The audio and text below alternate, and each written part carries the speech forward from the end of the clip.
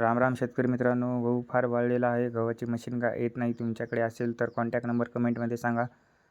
Direct पोहोचलो आपल्या शेडजवळ. काल टाकलेला चारा अळ्यांनी सर्वच खाल्लेला दिसत आहे. रॅकच्या खाण्यामध्ये अळ्यांनी चारा खाल्लेला दिसत आहे. अगोदर चारा आणून ठेवला होता, ते टाकण्याचे काम चालू आहे. चौथी फिल्डिंग झालेली आहे. अशा प्रकारे सर्व रॅकच्या खाण्यामध्ये चारा टाकण्यात आलेला आहे. चारा टाकून 2 ते 3 मिनिट झाले की नाही अळ्या चारा खाण्यासाठी वरती येत आहेत.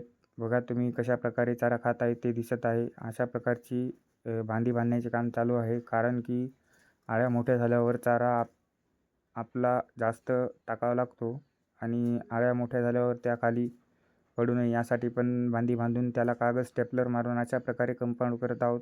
ते सर्व झाल्यावर आपण आलो हरभऱ्याचे हलर करण्यासाठी. नंतर आपण दुसऱ्या मामाच्या शेडवर गेलतो. ते शेडवर पाणी टाकत होते, कारण शेडचे पत्र जास्त उन्हामुळे तापत असल्यामुळे त्यावर कडब्याच्या पेंड्या टाकल्या होत्या आणि त्यावर पाणी मारण्याचे काम चालू आहे, कारण की शेडमध्ये टेम्परेचर कंट्रोल हवे यासाठी पाणी टाकले जात आहे. त्यानंतर आपण 5वी फिल्डिंग करायला गेलो.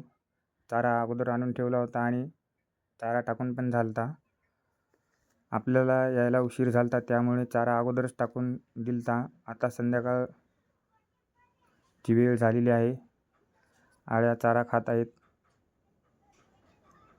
सर्व रॅकमध्ये चारा टाकून झालेला आहे.